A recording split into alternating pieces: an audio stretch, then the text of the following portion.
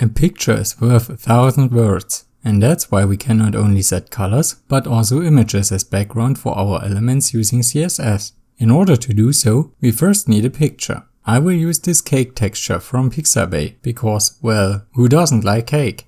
I have downloaded that picture and saved it in the same folder that also contains my index.html and style.css files.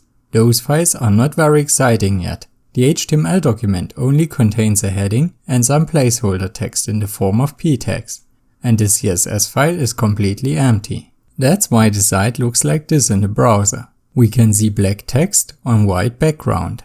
If we now want to use the cake texture as background for our site, we can of course not use the background color property, since that only takes colors as value. Instead, there is a different property for background images, and its name is background-image.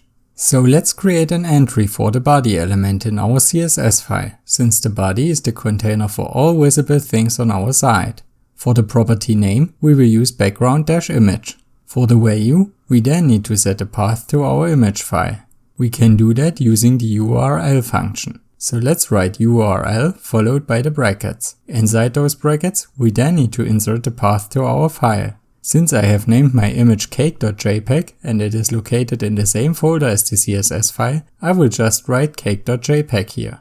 Now we only need to finish the assignment with a semicolon and save the document before we can have a look at the result in the browser. Here, our work truly pays off. The background of our site has turned into cake paradise. But something is strange. There are way more cakes than in our original picture, and the further we zoom out, the more cakes we get. That's because by default, the background image property repeats the image horizontally and vertically until the entire element, so in our case the entire site, is filled. That works really well with the cakes, since those are what's called a seamless image. But by far not every image is designed for repetition in both directions, just like this color gradient that I have created in Photoshop. If we now set that gradient for the background image in our CSS file, save and refresh the site in the browser, we can immediately see why that is problematic. The image can be flawlessly repeated on the horizontal axis. The colors at each height are the same on the left and right side of the image after all. The vertical repetition is where the trouble starts, since here the image starts with blue at the top and ends with white at the bottom. That gives us a hard and ugly border whenever the image is repeated. Luckily, we can use the background repeat property to fix that. As the name suggests, it allows us to define if and in what way the background image should be repeated, and it accepts 6 different values. The value repeat is the default case that we have already seen, and it repeats the background horizontally and vertically until the entire space is filled. If that does not exactly work out in one or both directions, the images in the last row or column are simply cut off, which is called clipping. Repeat X on the other hand limits the repetition to the X-axis, so that it is only repeated horizontally. Repeat Y does the same for the Y-axis, giving us only vertical repetitions. And no repeat can be used to prevent repetitions altogether, making it so that the image is only displayed one single time. The value space is a bit more complicated. Here, the image is repeated as often as possible without causing clipping, so that no image has to be cut off. Any remaining space is then equally distributed between the individual images. The last value, which is called round, prevents clipping as well. Here, the remaining space is not distributed between the images, but instead the individual images are all scaled up until the entire space is filled. For our case with the gradient, we need to use repeat X as value, since we only want our image to be repeated horizontally. So let's set that, save the CSS file and refresh the site in the browser. Here we can see that it has worked and the gradient is now only displayed once in the vertical axis. This gives us a smooth transition to the white background of the browser window that is now visible again, since the image does not reach to the bottom of the site. In order to see that a little bit better, we can set a background color for the body element in addition to our background image. Let's take red for example. If we now save that and return to the browser, we can see that the background image indeed only extends this far down. Everything below that is the background color. But let's better change the color back to white. The red simply doesn't fit here. In order to do so, we don't remove the background color assignment, but instead change its value to white. This comes with a great advantage, since we now have control over the background color that is displayed if the image cannot be loaded for whatever reason. Since there once was a time when color gradients were actually modern and trendy, CSS also allows us to create gradients without using an actual predefined image. We will cover how that works in the next video, so subscribe to the channel to not miss out on that. But let's stick with the background images for now, since sometimes we just want to use an image as background without having it repeated at all. This could be the case with this image, for example, that obviously shows me as I'm doing what I do best. You can again find a link for it in the description. In order to be able to use it, I have downloaded the image and saved it in the same folder as our other files. To now use it as background image for our site, we need to adjust the name of the file in our URL function. Since I have called my file pizza.png, I need to enter that here. If we now save that and refresh the site in the browser, we will see that it has worked and the pizza image is now displayed as background for our site. But that's not quite what we wanted yet. The pizza boy is displayed more than once after all. That's because our CSS entry still contains repeat x as value for the background repeat property, and that tells the browser to repeat the image horizontally. Since we want it to not repeat at all, we need to change that value to no repeat. Now, all we have to do is save the file again and return to the browser. Here we can see that the image is now only displayed once anymore. Unfortunately, it is right behind our text, and that position is really bad. Our text is barely readable anymore. It would be much better if the image was displayed over here in the empty area. Since we are obviously not the first developers with such a problem, CSS offers a way to set a position for the background image by setting the background position property. Doing so, we even get 3 different ways to define the position. First, we can set the horizontal and vertical positions as percentages, and we have to do it in exactly that order. Doing so, we start in the top left corner with 0% for both values. 100% on the horizontal axis is on the right end of the element, and 100% on the vertical axis is at the bottom. Let's try that and first set 0% for both values. In the browser, this looks just like before, since the image was already located in the top left corner. If we now increase the first value for the horizontal position, we can set 50% for example, and the image is moved to the horizontal middle of the site. And setting the value to the maximum, which is 100%, brings the image to the right end. Just like that, we can also increase the second value to adjust the vertical position. If we set that to 50%, the image moves down into the middle. And setting 100% for the second value brings the image down to the bottom. Furthermore, we can also increase the values over 100%. Then the image is moved so far to the right or down that it is either cut off or not visible at all anymore when the values are too high. If we only set one value and leave the second one away, the defined value is for the horizontal position. In such a case, 50% is assumed as value for the vertical axis, and therefore the image is moved to the vertical middle of the site. Furthermore, we can also set the position in pixels or any other unit that CSS supports. In order to do so, we can simply write the values followed by their units, and we need to use the exact same order as with the percentages. So let's set 75px and 250px for example, to define that the image should be moved 75 pixels to the right and 250 pixels down from the top left corner. It is also good to know that we can mix the units. Therefore, we can set something like 30% for the horizontal and 100px for the vertical position, and the image is positioned accordingly in the browser. The third and last way to set a position in CSS is by using predefined keywords, and there are 5 such keywords that we should know: left, top, right, bottom, and center. These 5 keywords can be combined to get the 9 most important and frequently used positions. Again, the same order as before is applied here. We first write the horizontal and then the vertical position.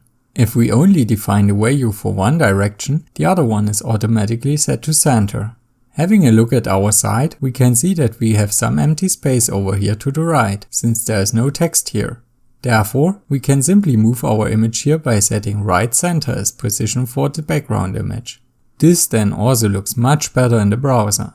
Another aspect that has to be considered when working with background images is how they behave when the user scrolls on the site. In order to see that, we first need enough content in our document to actually be able to scroll in it. So let's just copy all those p tags with their placeholder text and paste them 2 more times into our HTML file. That should give us enough content for sure. If we now save and switch back to the browser, we can see that we can now actually scroll on our site. Furthermore, our image has been moved down quite a bit, since it is vertically centered in our body, and backgrounds scroll with the rest of the site by default. This can be changed using the background attachment property. The name describes quite well what the property does. The default value for this property is scroll, and it is therefore applied whenever no other value is defined. The value scroll means that the background is attached to the site and therefore moves with the site when the site is scrolled. In order to change that, we can set the value for the background attachment property to fixed. This value makes it so that the background is not attached to the site anymore, but is instead attached to the browser window. Therefore, it always keeps the same position and does not scroll anymore. Let's have a look at that in the browser. Here we can already see the difference. The background image is now visible right away and it is positioned in the right center of our browser window. If we now scroll, only the text moves and the image keeps its position. There is a third value for the background attachment property, which is called local. This value attaches the background to the content of the element, and that can really come in handy when there is a separate scrollable area on our site.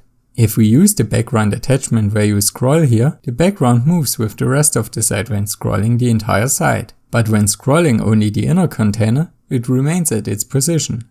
This is different when using local as value. Here, the background also scrolls with the content of the inner container. So we now know 5 properties for backgrounds: background color, background image, background repeat, background attachment, and background position. Since those 5 properties are used so commonly, there's a shorthand way to set the values for all 5 of them in a single assignment. The name of that property is simply called background. Using that, the order of the values is important. We always set the background color first, then the background image, followed by background repeat, background attachment, and finished off by background position. If we do not care about one or multiple values, we can simply leave them away. As long as the other values are in the correct order, it will work. Therefore, we can shorten our example background using the background property with the values wide, URL pizza.png, no repeat, fixed, right, center, and remove the other property assignments from our file. Even though we have changed the way the values are written significantly, the result in the browser remains the same. But the fun does not end here. CSS allows us to set multiple backgrounds for the same element. So let's travel back into the 90s and add such a texture as background for our site in addition to the pizza boy. I have again found this texture on Pixabay and will of course link it in the description as well. I have downloaded the image and saved it as background.jpg in the same folder as the other files. In order to set multiple backgrounds, we have to use the same properties as before. The difference is that we now have to separate the values for the different backgrounds using commas. In our shorthand assignment, we need to append a comma and then set the values for our texture. Since it is a background image, we define the path using the URL function.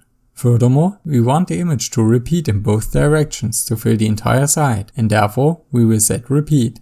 The other values do not matter in our case, and as we know, we can simply leave them away as long as the order of the other values is okay. If we now save that and refresh the site, we will see that it does not work. The background is now white and not even the pizza boy is visible anymore. That's because the backgrounds have to be defined in a specific order. The image that should be the closest to the user always comes first, and every subsequent image is in another layer behind the previous one. We have already done that correctly. The pizza boy is supposed to be in front of the texture after all. But yet, we have made a little mistake, since we set the background color on the first background, which is the one closest to the user. This would cause the background color to be painted on top of all the other backgrounds. Since that would not make any sense at all, it is not actually valid CSS, and therefore the entry is not applied by the browser. The background color may only ever be defined for the last background. So let's move it over here to the definition for the texture. Save the file and switch back to the browser. And as we can see, the pizza boy has returned and is now placed in front of the texture.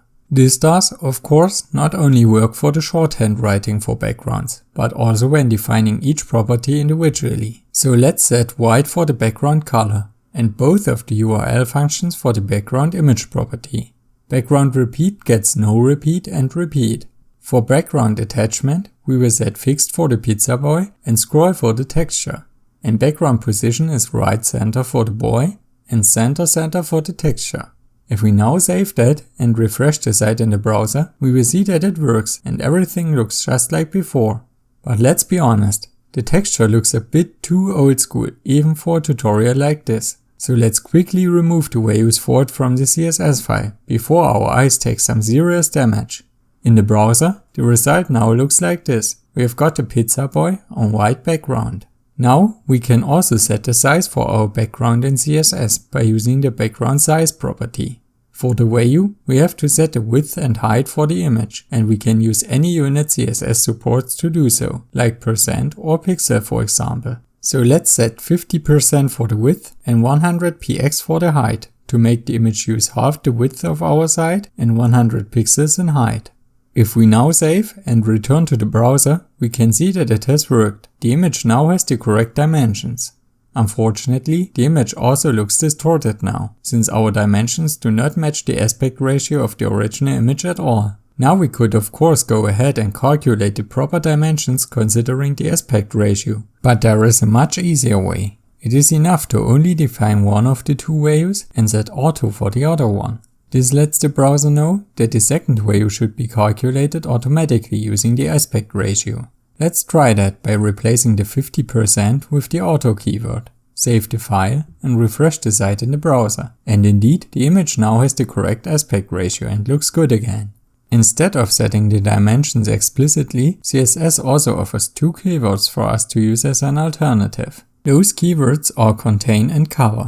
Contain does just what its name suggests. It makes the image as large as possible without breaking the boundaries, and also keeps the original aspect ratio while doing so.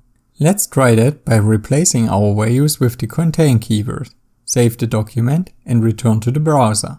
Here we can see that the image now indeed takes up the entire height and has kept its aspect ratio. Had it only gotten a little bit larger, it would have been cut off in its height. If the screen was higher than its width, like it's the case with mobile phones, the width would now have become the limiting factor. We can simulate that by simply narrowing down our browser window. Now, the height of the image is adjusted according to the width to ensure that the image is always completely visible. This behavior can of course lead to a state where some areas on the site are not covered by the image. That's where the cover keyword comes into play. It scales the image up until the entire space is filled. Doing so, it keeps the aspect ratio, but does not care about visibility. Let's try that by changing the value for the background size property from contain to cover. Save the file and return to the browser. Here we can immediately see what has happened. The image now fills the entire site, but it is cut off by the upper and lower end of the browser window. Last but not least, there are two more properties for backgrounds that are not used as commonly and are a bit advanced, since they can only make proper sense when understanding the CSS box model. We will cover what that is and how it works in a future video. Therefore, it is not that bad if you don't know that yet. Just subscribe to the channel, watch my video about the box model and return here right after. The first one of those two properties is called background origin, and it defines what place in the box model the position for the background should be calculated from. It can take multiple different values: padding box, border box and content box. Padding box is the default value, and it causes the position to be calculated from the outer upper left corner of the padding area. Therefore, the image is always placed inside the border. That is different with the border box value. Here, the origin is the outer upper left corner of the border. When using a visible border for the element, a part of the image will be hidden underneath it. The content box value again makes sure that the image is not hidden by the border, since it calculates the position from the upper left corner of the element's content, so basically where the padding ends. It is important to know that the background origin property is only relevant to background images and does not have any influence on background colors. That's different with the background clip property. It can take the same three values, but defines the area of the element that can be painted by the background. Therefore, it also applies to background colors. For this property, border box is the default value. This means that if nothing else is defined, the background color is also painted underneath the border. Defining padding box instead only allows the background to paint the area inside the borders, and content box only paints the content area, which is inside the padding. Now that was a huge lot of information, but it was definitely worth it. If you have made it here, you now know all the options CSS offers to use and manipulate background images. This enables us to create really cool sites with impressive background effects in the future. Such projects will be created in future videos, so subscribe to the channel to not miss out on that.